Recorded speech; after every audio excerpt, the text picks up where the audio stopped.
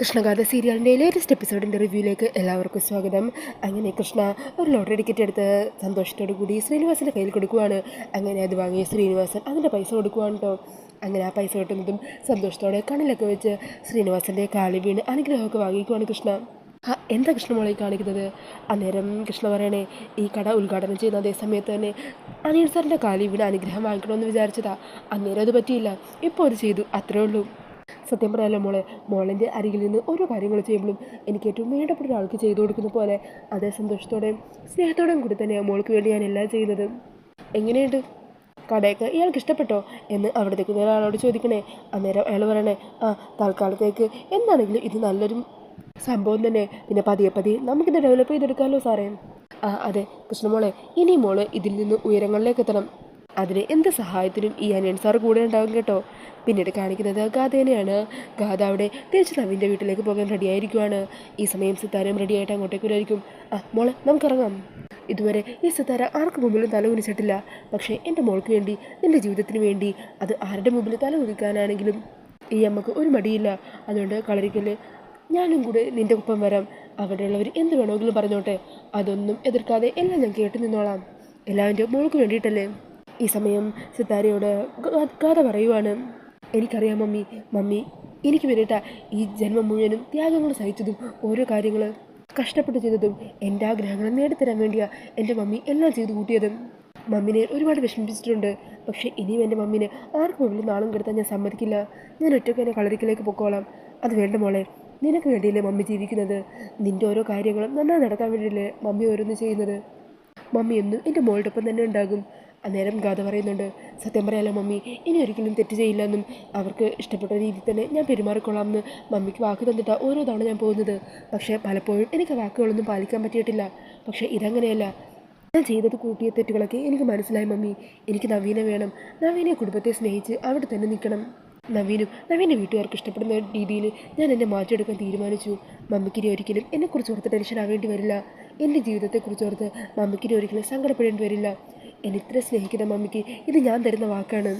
ഞാനിനി കളരികളിൽ ചെന്ന് ഒരു പ്രശ്നം ഉണ്ടാക്കില്ല. എല്ലാവരെയും സ്നേഹിച്ച് അവർ ഇഷ്ടപ്പെടുന്ന രീതിയിൽ മാറി ഒരു പുതിയൊരു ഗാഥയും മാറും. അന്നേരം സിത്താര ഗാഥയെ ചേർത്ത് പിടിക്കണേ. മതിമോളെ, നിൻ്റെ ഈ വാക്കുകൾ മാത്രം മതി മമ്മിക്ക്. നീ എപ്പോഴും സന്തോഷത്തോടെ ഇരിക്കുന്നത് കാണണം. അത് കാണുമ്പോൾ മമ്മിക്ക് സന്തോഷമാവുന്നത്. എന്നാ വാ നമുക്കിറങ്ങാം. അങ്ങനെ പറഞ്ഞ് ഗാഥയും കൂട്ടി സിത്താര അവിടെ നിന്നും പോകുവാണ്. പിന്നീട് കാണിക്കുന്നത് സെൽവനും കൂട്ടുകാരും ശ്രീനിവാസനെ കൊല്ലാൻ പോയിട്ട് തല്ലും കൊണ്ട് തിരിച്ചു വന്നതറിഞ്ഞ് മൂർത്തി അവരോട് ദേഷ്യപ്പെടണേ. എന്നാലും സെൽവ, നിന്നെക്കുറിച്ച് എങ്ങനെയൊന്നുമല്ലല്ലോ വിചാരിച്ചത്. ഇങ്ങനെയുള്ളൊരു പേടിത്തൊണ്ടനായി നിന്നെയാണ് ഈ നാട്ടുകാരൊക്കെ പേടിച്ച് നടക്കുന്നത്. നിന്നിൽ എനിക്ക് വലിയ പ്രതീക്ഷയുണ്ടായിരുന്നു. എന്നിട്ടിപ്പോൾ എന്താണ്? അനിയൻ സാറിനെ നാട് കടത്താൻ പറഞ്ഞു വിട്ടിട്ട് അവൻ്റെ കയ്യിൽ നിന്ന് തല്ലും വാങ്ങിച്ചോണ്ട് വന്നിരിക്കുന്നു. ഞാൻ അപ്പല്ല പറഞ്ഞതല്ലേ ആ ശ്രീനിവാസനെ അത്ര നിസ്സാരക്കാരനെ കാണരുതെന്ന്. അന്നേരം സെൽവം പറയണേ, ശരിയാ, അയാളുടെ തണ്ടും തടിയും ശക്തിയും ബലവും എല്ലാം ഞങ്ങൾക്ക് മനസ്സിലായി. പക്ഷേ ഇതിൽ നിന്നൊന്നും ഈ സെൽവം പിന്മാറാനായിട്ട് ഉദ്ദേശിച്ചിട്ടില്ല. 2 തവണയായി അയാളുടെ കയ്യിൽ നിന്ന് ഞാൻ തല്ലു വാങ്ങുന്നു. അതിനുള്ളതെല്ലാം കൂടി അയാൾക്ക് തിരിച്ച് കൊടുത്തിരിക്കും. സാർ എനിക്ക് ഒരവസരവും കൊടുത്താൽ ഇത്തവണ എനിക്ക് പിഴക്കില്ല. അയാളെ കൈയും കാലും ഓടിച്ചിടാനല്ല, അയാളെ ഈ ഭൂമിയിൽ നിന്ന് തന്നെ ഇല്ലാതാക്കാനാണ് എൻ്റെ തീരുമാനം. അതാണ് കുറച്ചും കൂടി എളുപ്പം. അതിന് സാറിന് വിരോധമൊന്നുമില്ലല്ലോ? അതിലെനിക്ക് ഒരു കുഴപ്പമില്ല. എങ്ങനെയായാലും കുഴപ്പമില്ല. പക്ഷെ വിചാരിച്ചതുപോലെ കാര്യങ്ങൾ നടക്കണം. ഒരിക്കൽ കൂടി നിന്നെ ഞാൻ വിശ്വസിക്കുക. സാറേ, ഇത്തവണ എനിക്ക് തെറ്റുപറ്റില്ല. വേണ്ട ആൾക്കാരെയൊക്കെ ഞാൻ ഇറക്കിക്കോളാം. ഇത്തവണ അനിയൻ സാർ എന്ന് പറയുന്നവനുണ്ടല്ലോ, എൻ്റെ കയ്യിൽ നിന്ന് രക്ഷപ്പെടാൻ പോകുന്നില്ല. ഒരനിയൻ സാർ വന്നിരിക്കുന്നു. അവനെ ഇന്നത്തോടെ തന്നെ ഈ ഭൂമിയിൽ നിന്ന് തന്നെ ഇല്ലാതാക്കി തരും. ആ സന്തോഷ വാർത്തയായിരിക്കും ഇനി സാർ കേൾക്കാൻ പോകുന്നത്. അങ്ങനെ സെൽവൻ്റെ വാക്കുകളൊക്കെ കേട്ട് സന്തോഷത്തോടു കൂടി നിൽക്കുവാണ്ടോ മൂർത്തി. പിന്നീട് കാണിക്കുന്നത് നവീൻ ബിസിനസ് ഡീലിനെ കുറിച്ച് സംസാരിക്കാനായിട്ട് ശ്രീനിവാസൻ്റെ ഫോണിലേക്ക് വിളിക്കുന്നതാണ് കേട്ടോ. ഈ സമയം ശ്രീനിവാസൻ കൃഷ്ണയുടെ ലോട്ടറി കടയിൽ അവിടെ തന്നെ ഉണ്ടാകും. അന്നേരം ശ്രീനിവാസൻ ഫോൺ എടുക്കുക. നവീൻ പറയൂ. അന്നേരം നവീൻ പറയണേ, അത് പിന്നെ സാർ, ഞാൻ നമ്മുടെ പ്രോപ്പർട്ടിയുടെ കാര്യം അത് എത്രയും പെട്ടെന്ന് തന്നെ ഡീലാക്കുന്നതിനെക്കുറിച്ച് സംസാരിക്കാൻ വിളിച്ചതാ. എത്രയും പെട്ടെന്ന് തന്നെ സാറിന് അഡ്വാൻസ് തരണം. അതിനുവേണ്ടി ഞങ്ങൾ എപ്പോഴും അങ്ങോട്ടേക്ക് വരേണ്ടത്. അന്നേരം ശ്രീനിവാസ് പറയണേ, അത് ഞാൻ കൃഷ്ണയോട് കൂടി ഒന്ന് ചോദിക്കട്ടെ. കൃഷ്ണയാണ് ഈ കാര്യങ്ങളിലേക്ക് ഒരു കൃത്യമായിട്ടുള്ള കാര്യം പറയുന്നത്. അങ്ങനെയാണെങ്കിൽ കൃഷ്ണ ഇപ്പോൾ അരികിലുണ്ടോ? ഉണ്ടെങ്കിൽ ഒന്ന് കൊടുക്കാവോ? കൃഷ്ണേൻ്റെ തൊട്ടരികിൽ തന്നെയുണ്ട്. കൃഷ്ണമോളെ, ഇന്നൊരു ലോട്ടറി ഏജൻസിക്ക് തുടക്കം കുറിക്കുമായിരുന്നു. ഇന്നായിരുന്നു അതിൻ്റെ ഉദ്ഘാടനം. അവൾ അതിൻ്റെ തിരക്കില്ല. ഞാൻ അവളെ വിളിക്കാം.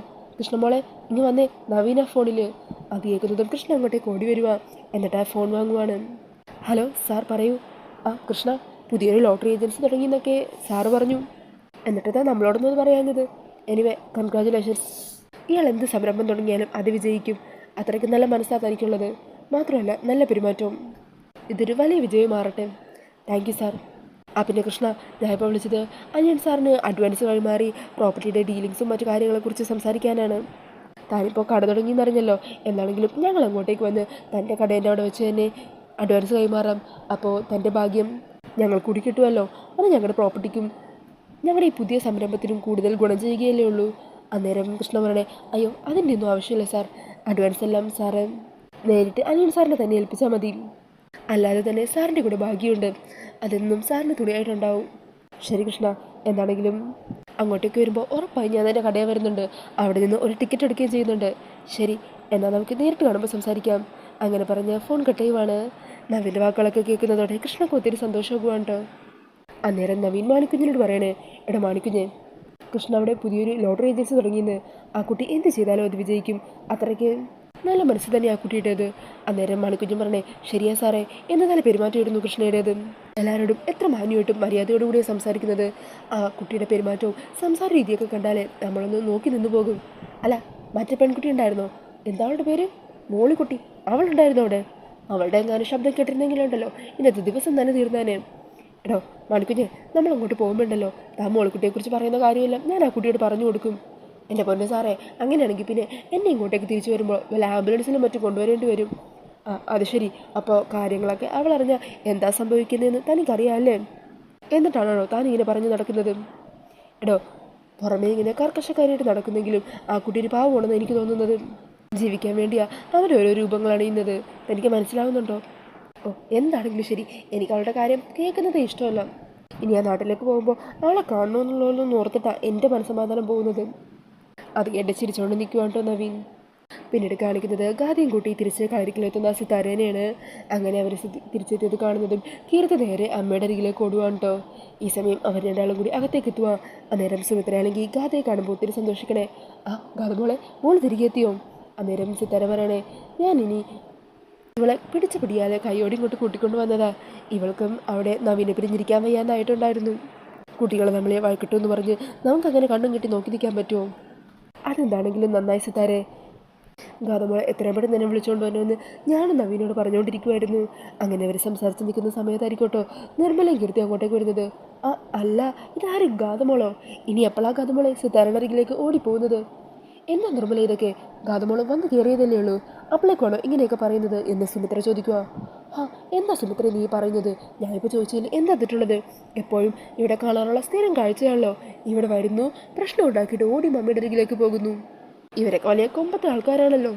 ഇവർ ചെയ്യുന്ന കാര്യങ്ങളൊന്നും ആരും ചോദ്യം ചെയ്യാനും പാടില്ല. അന്നേരം സിത്താര പറയണേ, നിർമ്മല ഞങ്ങളെ കളിയാക്കിയാണ് സംസാരിക്കുന്നതെന്ന് എനിക്കറിയാം. എൻ്റെ മോളുടെ ഭാഗത്തു നിന്ന് ചില മിസ്റ്റേക്കൊക്കെ വന്നു പോയിട്ടുണ്ട്. അതിൻ്റെ പേരിൽ ഞാനിവിടെ ന്യായീകരിക്കുന്നതൊന്നുമില്ല. തെറ്റുതിരുത്തി ഇപ്പം എൻ്റെ മോളിവിടെ വന്നിരിക്കുകയാണ്. നിങ്ങളുടെ ഭാഗത്തുനിന്നും എൻ്റെ മോളെ ദ്രോഹിക്കുന്ന രീതിയിൽ പല പ്രവൃത്തികളും ഉണ്ടായിട്ടുണ്ടല്ലോ. അതൊന്നും മറക്കണ്ട. എന്താണെങ്കിലും കഴിഞ്ഞു പോയതൊക്കെ കഴിഞ്ഞു. ഇനി അതിൻ്റെയൊന്നും കണക്ക് ചെയ്യാനായിട്ട് സിത്താര വരുന്നില്ല. പക്ഷേ ഇനി എൻ്റെ മോളുടെ ജീവിതം തകർക്കുന്ന രീതിയിലോ മനസ്സ് തകർക്കുന്ന രീതിയിലോ നിങ്ങളുടെ രണ്ടുപേരുടെയും ഭാഗത്തുനിന്ന് എന്തെങ്കിലും ഉണ്ടായാൽ അതിന് നിങ്ങളെ കൂടി ഞാൻ കണക്ക് ചോദിപ്പിച്ചിരിക്കും. എന്താ സിത്താരെ, നീ ഇവിടെ വന്ന് ഞങ്ങളെ ഭീഷണിപ്പെടുത്തുവാണോ? ഇത് നിൻ്റെ വീടല്ല, ഞങ്ങളുടെ വീടാണ്. ഇവിടെ നിൻ്റെ സമനില തെറ്റി മോളുണ്ടല്ലോ കാണിച്ചു കൂട്ടിയത് എന്തൊക്കെയാണെന്ന് ഞങ്ങൾക്കറിയാം. ഞങ്ങളാണോ അനുഭവിച്ചത്. അന്നേരം അത് കേൾക്കുന്നതും ഗാഥയുടെ കൺട്രോൾ പോകുന്നതാ. എന്താടി പറഞ്ഞത്? ആർക്കാടി സമനില തെറ്റിയത് എന്ന് പറഞ്ഞ് ഗാഥ ഉറഞ്ഞുതുള്ളി വരുവാണ്. അതുകൊണ്ട് നിർമ്മല പറയണേ, ഇതേ കണ്ടില്ലേ, ഇവൾക്ക് വീണ്ടും ഭ്രാന്തളകിയിരിക്കുക. ഇവളെ കൊണ്ടുപോലെ ചങ്ങലൊക്കെ കൂട്ടിയിടാൻ നോക്കാദ്യം. വാടി മോളെ, ഇനി ഇവിടെ നിന്നാലേ ഇവൾ നമ്മളെ കഴുത്ത് തിരിച്ചു കൊല്ലാനും പഠിക്കില്ല. അങ്ങനെ പറഞ്ഞ് അവർ രണ്ടാളും അവിടെ നിന്നും പോകുവാണ്. അന്നേരം സിത്താര പറയണേ, ഗാഥ എന്താ ഇത്? അവർ അങ്ങനെ പലതും പറയും. അതൊക്കെ കേട്ട് നീ ഇങ്ങനെ ദേഷ്യപ്പെടാൻ പാടുണ്ടോ? ഈ സമയം നന്ദനും സരസ്വതി അമ്മയൊക്കെ അങ്ങോട്ടേക്ക് വരുന്നുണ്ട്. അന്നേരം സിത്താര പറയണേ, എൻ്റെ മോളുടെ ജീവിതത്തെക്കുറിച്ച് ഓർത്തുള്ള ടെൻഷനിൽ ഞാൻ നിങ്ങളോട് പലതും കാരണം സംസാരിക്കുകയും ദേഷ്യപ്പെടുകയൊക്കെ ചെയ്തിട്ടുണ്ട്. അതൊന്നും നിങ്ങൾ മനസ്സിൽ വെക്കരുത്. അന്നേരം നന്ദൻ പറയണേ, ഞങ്ങൾ ആ കളരിക്കൽ കുടുംബക്കാർ അങ്ങനെ ആരോടുള്ള വൈരാഗ്യം ദേഷ്യമൊന്നും മനസ്സിൽ കൊണ്ട് നടക്കാറില്ല. ഈ സമയം സരസ്വതി അമ്മ പറയുന്നുണ്ട്, പക്ഷേ ഗാഥമോള് തിരികെ വന്ന സ്ഥിതിക്ക് ഞങ്ങൾക്ക് കുറച്ച് കാര്യങ്ങൾ പറയാനുണ്ട്. ഇതിനു മുമ്പ് ഇതുപോലെ പലതവണ ഗാഥ പിണങ്ങിപ്പോയിട്ട് ഇവിടെ തിരിച്ചു വന്നിട്ടുണ്ട്. എന്നാൽ വീണ്ടും ഓരോ ചെറിയ പ്രശ്നത്തിൻ്റെ പേരിൽ വീണ്ടും ഇവിടുന്ന് പ്രശ്നങ്ങളുണ്ടാക്കി തിരിച്ചു പോകുമായിരുന്നു. നവീൻ്റെ ജീവിതം ഞങ്ങൾക്കിനിയും ഇതുപോലെ തകർന്നു പോകുന്നത് നോക്കി നിൽക്കാൻ പറ്റില്ല. ഇനി ഗാഥമോളുടെ ഒരു ഭാഗത്തുനിന്ന് അങ്ങനത്തെ എന്തെങ്കിലും പ്രവൃത്തികളുണ്ടായാൽ അത് ഞങ്ങൾക്ക് വെറുതെ നോക്കിയിരിക്കാനും പറ്റില്ല. അന്നേരം സിത്താര പറയണേ, അറിയാം എൻ്റെ മോള് പല തെറ്റുകളും ചെയ്തിട്ടുണ്ട്, പക്ഷേ അതെല്ലാം തിരുത്താനുള്ള ഒരു മനസ്സോടു കൂടിയാണ് അവൾ ഇവിടെ വന്നിരിക്കുന്നത്. ഇനി അവളുടെ ഭാഗത്തു നിന്ന് ഒരു മിസ്റ്റേക്ക് ഉണ്ടാവില്ല. ഈ സമയം സരസ്വതി അമ്മ പറയണേ, എന്താണെങ്കിലും നവീൻ്റെ കാര്യത്തിൽ ഞങ്ങളൊരു തീരുമാനം എടുത്തിട്ടുണ്ട്. അവൻ്റെ ജീവിതത്തിൽ ഇനി ഒരു കാര്യത്തിൽ ഞങ്ങൾ ഇടപെടില്ല. അവനെടുക്കുന്ന തീരുമാനം തന്നെയായിരിക്കും ഞങ്ങളുടേതും. അന്നേരം ഗാഥ പറയണേ, എനിക്കറിയാം, ഞാൻ തന്നെ നവീനോട് പോയി സംസാരിച്ചോളാം. അങ്ങനെ പറഞ്ഞ് ഗാഥ നേരെ നവീൻ്റെ റൂമിലേക്ക് ചെല്ലുവാണ്. ഈ സമയം നവീൻ്റെ റൂമിലേക്ക് ഗാഥ കയറി വരുന്നത് കാണുന്നതും നവീൻ പറയണേ, തൻ്റെ സംസാരം ഞാനവിടെ കേട്ടായിരുന്നു. അപ്പോളേ തോന്നി താൻ തിരിച്ചു വന്നു എന്ന്. എന്നിട്ട് താൻ നവീൻ അങ്ങോട്ടേക്ക് വരാഞ്ഞത്? അല്ല, താൻ ഇനി എന്ത് പറയാനാ അവിടെ വന്നിരിക്കുന്നതെന്ന് അറിയില്ലല്ലോ. ഇനി ദേഷ്യത്തിൽ എന്തെങ്കിലും പറഞ്ഞ് പൊട്ടിത്തെറിക്കാനാണെങ്കിലോ? സോറി നവീൻ, ഞാൻ കാരണം നവീൻ ഒത്തിരി വിഷമിച്ചു, ഒത്തിരി കഷ്ടപ്പെട്ടിട്ടുണ്ട്. എനിക്കറിയാം എൻ്റെ ഭാഗത്തു നിന്ന് പല മിസ്റ്റേക്കും വന്നിട്ടുണ്ട്. അതിനൊക്കെ ഞാൻ മാപ്പ് ചോദിക്കുക. നവീൻ ആഗ്രഹിക്കുന്നത് പോലെ നവീൻ്റെ ഗാഥയായി മാറാനാണ് ഞാൻ വന്നത്. പലതവണ നവീനോട് ദേഷ്യപ്പെട്ട് വഴക്കുണ്ടാക്കി ഇവിടുന്ന് പോകുമ്പോഴും റൂമിൽ കയറി ഞാൻ കഥ കടിച്ച് ദേഷ്യപ്പെട്ടിരിക്കും. മമ്മിയോടും ദേഷ്യപ്പെടും. പക്ഷേ അവിടെ ഇരിക്കുന്ന ഓരോ സമയത്തും എൻ്റെ മനസ്സിൽ മുഴുവൻ നവീനെക്കുറിച്ചുള്ള ഓർമ്മകൾ മാത്രമോ, നവീൻ എനിക്ക് തന്നെ സ്നേഹം മാത്രമോ എൻ്റെ മനസ്സിലുള്ളത്. എനിക്കതൊന്നും നഷ്ടപ്പെടുത്താൻ വയ്യ നവീൻ. കുറേ തവണ ഈ കാര്യങ്ങൾ ഞാൻ വീണ്ടും വീണ്ടും പറഞ്ഞിട്ടുണ്ടെന്ന് എനിക്കറിയാം. പക്ഷേ ഒരവസരം കൂടെ ഇരിക്കാന്നൂടെ അവസാനമായിട്ട്? അന്നേരം നവീൻ പറയണേ, ഗാഥ, എനിക്കൊരിക്കലും തന്നെ വെറുക്കാനോ തന്നെ എൻ്റെ മനസ്സിൽ നിന്ന് തൂത്തുകളയാനോ പറ്റില്ല. കാരണം താൻ എനിക്ക് തന്ന സ്നേഹം അത്രയ്ക്ക് എൻ്റെ മനസ്സിൽ പതിഞ്ഞതാണ്. താൻ എന്തൊക്കെ തന്നെ കാട്ടിക്കൂട്ടിയാലും ശരി, ആ സ്നേഹം ഒരിക്കലും എൻ്റെ മനസ്സിൽ നിന്ന് കുറയാനും പോകുന്നില്ല. നമുക്കൊന്നുകൂടി ശ്രമിക്കാടോ, നമ്മുടെ നഷ്ടപ്പെട്ടു പോയ ജീവിതം തിരികെ എടുക്കാനായിട്ട്. അങ്ങനെ അവർ സന്തോഷത്തോടെ ചിരിച്ചുകൊണ്ട് നിൽക്കുവാണ്. ഈ സമയം സിത്താര അങ്ങോട്ടേക്ക് വരിക. നവീൻ, ഗാഥമോള് അവളുടെ മനസ്സിലുള്ളതെല്ലാം തുറന്നു പറഞ്ഞു കാണും അല്ലേ? നിങ്ങൾ സന്തോഷത്തോടെ ജീവിക്കണം. ഇനി ഇവളുടെ ഭാഗത്തുനിന്ന് ഒരു പ്രശ്നം ഉണ്ടാവില്ല. എന്തെങ്കിലും ഉണ്ടെങ്കിൽ എപ്പോൾ വേണമെങ്കിലും എന്നെ വിളിക്കാം. എന്നെക്കൊണ്ട് പരിഹരിക്കാൻ പറ്റുന്ന പ്രശ്നമാണെങ്കിൽ ഞാൻ ആ സമയം ഓടി വന്നിരിക്കും. എന്നാൽ ശരി മോളെ, മമ്മി ഇറങ്ങട്ടെ. മമ്മി ഇപ്പം തന്നെ പോകുവാണോ? പിന്നെ അല്ലാതെ നിൻ്റെ കൂടെ എപ്പോഴും നിൽക്കാൻ പറ്റുമോ? നവീനെ സ്നേഹിച്ച് നവീൻ്റെ നല്ല ഭാര്യയായിട്ട് നീ ഇവിടെ തുടരണം കേട്ടോ. നിൻ്റെ ഭാഗത്തുനിന്ന് ഒരു പ്രശ്നം ഉണ്ടാകാൻ പാടില്ല. എല്ലാവരെ കൊണ്ടും നല്ലത് മാത്രമേ പറയിക്കാവൂ കേട്ടോ മോളെ. അങ്ങനെ പറഞ്ഞ് സിത്താരയെ കെട്ടിപ്പിടിച്ച് കരയുവാണ് കേട്ടോ ഗാഥ. അങ്ങനെ സിത്താര അവിടെ നിന്നും പോകുവാണ്. ഈ സമയം നവീൻ പറയണേ, എടോ, താൻ മറ്റാരെക്കുറിച്ച് ഓർത്തില്ലെങ്കിലും തൻ്റെ മമ്മിയെക്കുറിച്ച് ഓർക്കണം. തനിക്ക് വേണ്ടിയാണ് തൻ്റെ മമ്മി ഇങ്ങനെ കഷ്ടപ്പെട്ട് ജീവിക്കുന്നത്. ആ മമ്മിയെ തൻ്റെ പ്രവൃത്തികൾ മൂലം ഒരിക്കലും താൻ വിഷമിപ്പിക്കാൻ പാടില്ല. ഇല്ല നവീൻ, അത് മറ്റാരേക്കാളും നന്നായിട്ട് എനിക്കറിയാം. എൻ്റെ മമ്മി എനിക്ക് വേണ്ടിയാണ് ഈ സഹിക്കുന്നതും കഷ്ടപ്പെടുന്നതും ഒക്കെ. അത് ഞാൻ ഇനിയും കണ്ടില്ലെന്ന് നടിക്കില്ല. പിന്നീട് കാണിക്കുന്നത് സെൽവൻ ഇറക്കിയ പുതിയ ആൾക്കാരും കൂടി ശ്രീനിവാസനെ കൊല്ലാനായിട്ട് പ്ലാൻ ചെയ്ത് റെഡിയായി നിൽക്കുവാണ് കേട്ടോ. അന്നേരം മൂർത്തി പറയുന്നുണ്ട്, അതെ, ശ്രീനിവാസൻ ഇപ്പോൾ കവലയിലുണ്ട്. അധികം വൈകാതെ ഈ വഴിയായിരിക്കും അവൻ തിരിച്ച് വീട്ടിലേക്ക് പോകുന്നത്. ആ സമയം നിങ്ങൾ കൃത്യം നടത്തിയിരിക്കണം. ഇത്തവണ നിങ്ങൾക്ക് അബദ്ധം പറ്റാൻ പാടില്ല. ഇല്ല സാർ, ഇത്തവണ ഞങ്ങൾക്ക് അബദ്ധം പറ്റില്ല. അയാളുടെ ശ്വാസം നിലച്ചൊന്ന് ഉറപ്പ് വരുത്തിയിട്ട് മാത്രമേ ഞങ്ങൾ ഇവിടെ നിന്ന് ഇറങ്ങൂ. അങ്ങനെ പറഞ്ഞു നിൽക്കുന്ന ആ ഒരു സീനൊക്കെ കാണിച്ചുകൊണ്ടാണ് കേട്ടോ എപ്പിസോഡ് തീരുന്നത്. അപ്പോൾ ഈ ഒരു റിവ്യൂ ഇഷ്ടമായിട്ടുണ്ടെങ്കിൽ മറക്കാതെ വീഡിയോ ഒന്ന് ലൈക്ക് ചെയ്യണേ. ഇതുപോലുള്ള കൂടുതൽ റിവ്യൂസിനായിട്ട് ഈ ചാനൽ ഒന്ന് സബ്സ്ക്രൈബ് ചെയ്തും കൂടി സപ്പോർട്ട് ചെയ്യണേ. താങ്ക്